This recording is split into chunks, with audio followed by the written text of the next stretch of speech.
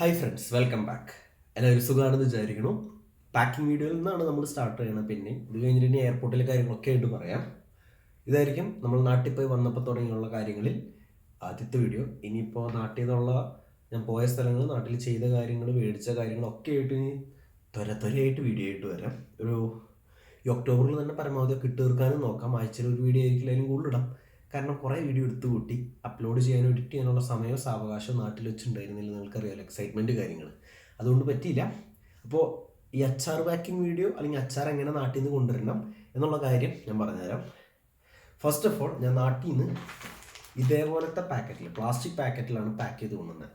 അതിന് കാര്യം എന്താണെന്ന് വെച്ച് കഴിഞ്ഞാൽ ലീക്കിങ് നമുക്ക് ഒഴിവാക്കാൻ പറ്റും. തുള്ളി ലീക്കായിട്ടില്ല.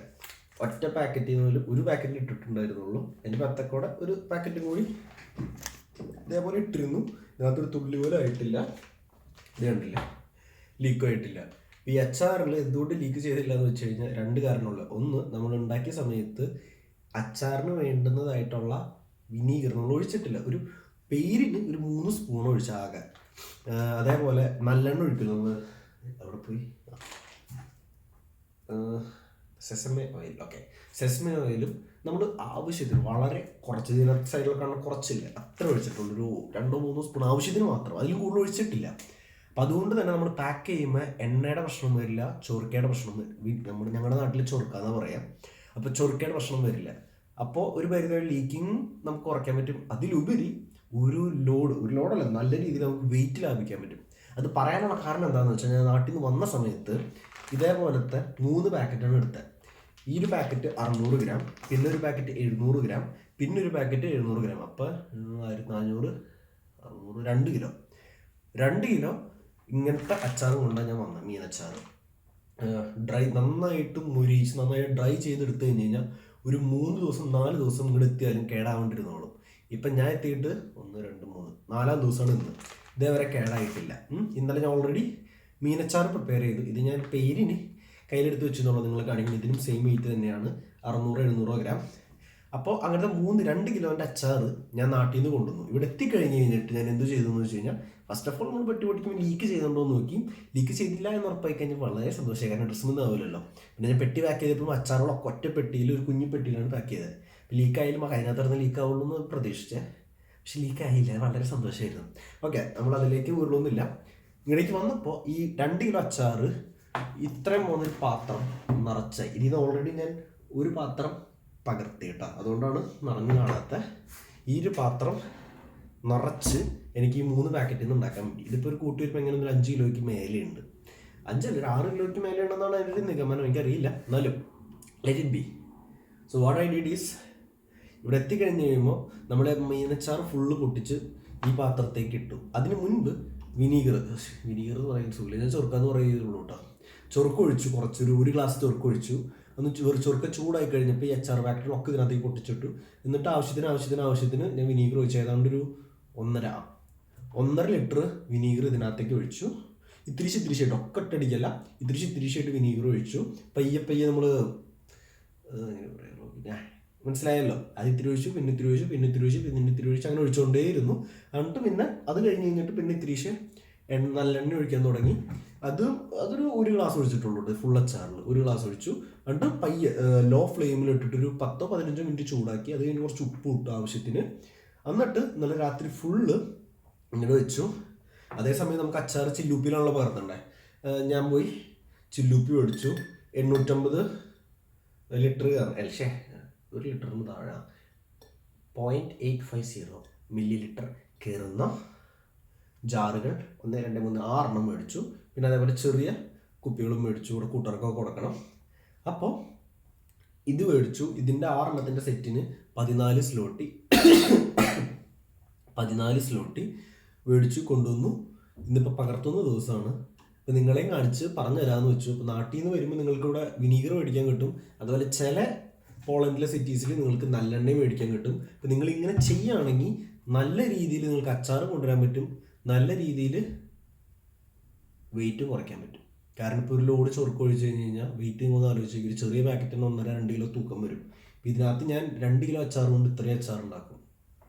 ഈസി ഹാക്കാണ്. നിങ്ങൾ ശ്രമിച്ചു നോക്ക്. സംഭവം സക്സസ്ഫുൾ ആണെങ്കിൽ പറ. പിന്നെ ഇങ്ങനെ ഉണ്ടാക്കി കൊണ്ടുവരുമ്പോൾ ഒരു കാര്യം ഉറപ്പിക്കാം, നന്നായിട്ട് വേവിക്കണം, അല്ലെങ്കിൽ കേടാവാൻ സാധ്യതയുണ്ട്. നന്നായിട്ട് വേവിക്കുക, വാട്ടർ കണ്ടന്റ് ഇല്ല എന്ന് ഉറപ്പ് വരുത്താനും നോക്കുക, അല്ലെങ്കിൽ കേടാവാൻ സാധ്യതകൾ കൂടുതലാണ്. അപ്പം അച്ചാറുപ്പി പരിപാടികളൊക്കെ ഉണ്ട്. ഇനിയിപ്പോൾ ഞാൻ എങ്ങനെ പാക്ക് ചെയ്യാന്ന് വെച്ച് കഴിഞ്ഞാൽ ഒരു ദിവസം രാത്രി ഫുള്ള് ഞാൻ ഉണക്കാൻ വെച്ചിരുന്നു. ഇന്നലെ രാത്രി ടിഷ്യൂനോടൊക്കെ സെറ്റ് ചെയ്തിരുന്നു. നമ്മൾ വൃത്തി കാര്യങ്ങൾ അമിതമായി പ്രതീക്ഷിക്കേണ്ട, ഞാൻ തന്നെയാണ് കഴിക്കാൻ പോകുന്നത്, വേറെ ആരുമില്ല. അപ്പോൾ ഈ ചുമച്ചതിൻ്റെ ഇതിൽ വരുന്നത് കേട്ടോ. നമ്മൾ ഇതേപോലെ പാക്ക് ചെയ്യുന്നു. ഇതായിരിക്കും സെൻറ്റർ എന്നാണ് എൻ്റെ ഒരു പ്രതീക്ഷ. ഞാൻ ക്യാമറ വെച്ചപ്പോൾ നോക്കിയപ്പോൾ ആപ്പിളിൻ്റെ നേരെ ഓപ്പോസിറ്റ് കേട്ടോ. എന്നിട്ട്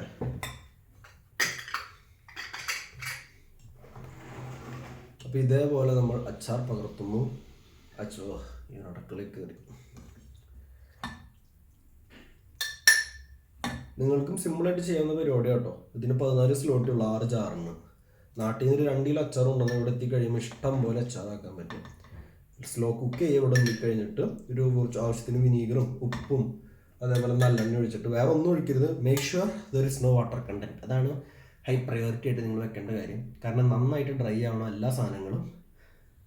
എന്നാൽ നാട്ടിൽ നിന്ന് വരുമ്പോൾ കേടാവില്ല. ഇവിടെ എത്തിക്കഴിഞ്ഞ് നിങ്ങൾ അച്ചാറോടെ ചൂടാക്കുമ്പോൾ കേടാവില്ല. ഈ പാത്രത്തിലായാലും നമ്മൾ കഴുകിയിട്ടുള്ള വയ്ക്കാൻ ഫുൾ വാട്ടർ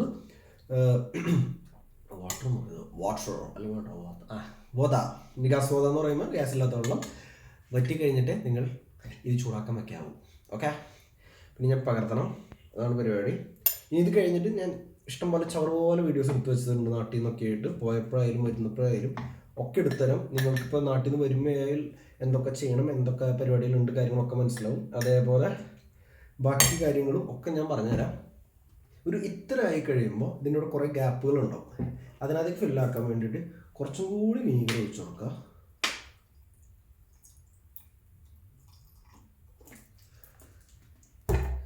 രണ്ട് വയ്യ സ്പൂൺ എടുത്തിട്ട് ഇതിനകത്ത് തന്നെ കുറച്ച് നേരം അങ്ങോട്ടും ഇങ്ങോട്ടും കുത്തി കഴിഞ്ഞാൽ അതൊക്കെ സെറ്റാവും. കാരണം ഇത് ഞാൻ ഇപ്പോൾ ഉപയോഗിച്ച് തീർക്കില്ല. ഇത് കുറച്ചധികം കാലം എൻ്റെ കയ്യിൽ തന്നെ ഇരിക്കും. അതാണ് എൻ്റെ ഒരു പ്രതീക്ഷ. പിന്നെ എനിക്ക് കൊതിമുത്തം ഞാനെടുത്തിട്ട് വെച്ചിട്ട് അല്പം ഒരു കുപ്പി തന്നെ ഒറ്റയടിക്ക് തീർക്കാനും സാധ്യതകളുണ്ട്, പറയാൻ പറ്റില്ല. എന്നാലും ഇനി ഇതൊക്കെ കഴിഞ്ഞ് കഴിഞ്ഞിട്ട് എന്ത് ചെയ്യുന്നു പറഞ്ഞാൽ, ഇത് ഫില്ലായി കഴിഞ്ഞല്ലോ. ഇതിനകത്ത് ഇതിപ്പോൾ ഞാൻ ചെയ്യണില്ല. ഈ കുപ്പിയിൽ നമ്മൾ ഈ മുകൾവശം ഫുള്ള് തുടയ്ക്കും. ഈ മുകൾവശം ഏറ്റവും വരെ നിറക്കില്ല, മുകൾവശം ഫുള്ള് തുടച്ചിട്ട് ഇതിനകത്ത് കുറച്ച് എണ്ണ ആദ്യം ഒഴിക്കും. അത് കഴിഞ്ഞ് ടിഷ്യൂ ഉണ്ട്, ടിഷ്യൂ വട്ടത്തിൽ കീറിയിട്ട് അതിടും. അതിൻ്റെ മുകളിൽ കുറച്ച് ടിഷ്യൂ ഒഴിക്കും. എന്നിട്ട് അടച്ച് ഇവിടെ ഏതെങ്കിലും ഇത്തിരി വെയിലടിക്കാത്ത ഏതെങ്കിലും സ്ഥലത്ത് വെച്ച് കഴിഞ്ഞാൽ ഒരു 2 കൊല്ലം വരെ പുഷ്പം പോലെ ഇരിക്കും. 2 കൊല്ലം വരെ എൻ്റെ കയ്യിൽ ഇരുന്നുള്ളൂ. കഴിഞ്ഞ പ്രാവശ്യം കൊണ്ടുവന്നത് 2 കൊല്ലമല്ല, 1.5 കൊല്ലം വരെ പുഷ്പം പോലെ ഇരിക്കും. നിങ്ങൾ ഇളക്കിയും കൊടുക്കണ്ട, ഒന്നും കൊടുക്കണ്ട. ഇവിടെ കാലാവസ്ഥ ഇതായതുകൊണ്ട് ഒരു പൂക്കലും ഒന്നുമില്ല. എണ്ണ പക്ഷേ ആവശ്യത്തിന് ഒഴിക്കണം, മുകളിൽ കേടാവില്ല. അതേപോലെ ഇത് ഒരു 4-5 മാസം കഴിഞ്ഞ് എടുക്കുമ്പോൾ ഇതിൻ്റെ ഒരു ടേസ്റ്റ് അപാരമാണ്. അപ്പോൾ അത്ര വേണമെങ്കിൽ പറയാനുള്ളത് നിങ്ങളുടെ അച്ചാറിനെ കുറിച്ച്. നാട്ടിൽ നിന്ന് പാക്ക് ചെയ്ത് കൊണ്ടുവരുമ്പോൾ ഇങ്ങനെ ചെയ്താൽ നിങ്ങളുടെ ഒരു പരിധി വരെ 1, 2, 3 കിലോ വരെ നിങ്ങൾക്ക് ലാഭിക്കാൻ പറ്റും. ഇവിടെ നല്ലെണ്ണയും അതേപോലെ ചൊറുക്കയും മേടിക്കാൻ കിട്ടും. ഇതുണ്ടെങ്കിൽ നിങ്ങൾക്ക് അച്ചാർ കൊണ്ട് തന്നെ ഡബിൾ ഇവിടെ കഴിയുമ്പോൾ സെറ്റ് ചെയ്യാൻ പറ്റും. ഇത്രയും പറഞ്ഞുകൊണ്ട് നമുക്ക് ഈ ഒരു കുഞ്ഞു വീഡിയോ അവസാനിപ്പിക്കാം. അടുത്തത് നമുക്ക് നാട്ടിൽ നിന്ന് വന്നതോ അല്ലെങ്കിൽ നാട്ടിലേക്ക് പോകുന്നതോ ആയി ഉപകാരപ്പെടാൻ സാധ്യതയുള്ള ഏതെങ്കിലും ഒരു വീഡിയോ ആയിട്ട് ചെയ്യുന്നതായിരിക്കും. അപ്പോൾ ശരി, ബൈ ബൈ. അച്ചാർ കണ്ടിട്ടില്ലെങ്കിൽ ഇതേ കേട്ടോ, അച്ചാർ നല്ല രസമല്ലേ കാണാം. മിനി അച്ചാർ. ഇത് കുപ്പിയിലേക്ക് പകർത്തി ഇത്രയായി. ഇനി മുകളിൽ തുറച്ചിട്ട് എണ്ണ കയറ്റും. ഇതൊക്കെ ഇനി പകർത്താനുള്ള കുപ്പികളാണ്. അതേപോലെ ഇത് ബീഫ് അച്ചാറാണ്. ഇതിന് ചൊറുക്ക് ഒഴിക്കുമ്പോൾ ഇത് ഡബിളാവും. ഇതിൻ്റെ ഇരട്ടിയാക്കും. കാരണം അമ്മ പറഞ്ഞത് ബീഫ് കൂടുതൽ ഡ്രൈ ചെയ്തിട്ടുണ്ടെന്നാണ്. അപ്പോൾ അത്രയും വിനീഗർ കുടിക്കുമ്പോൾ അത്രയും വലുതാവും. ഇത് 600 ഗ്രാമിൻ്റെ പാക്കറ്റ്. ഇത്രയാണ് കാര്യങ്ങൾ. അപ്പോൾ ശരി, ഞാനിനി പാക്ക് ചെയ്യട്ടെ.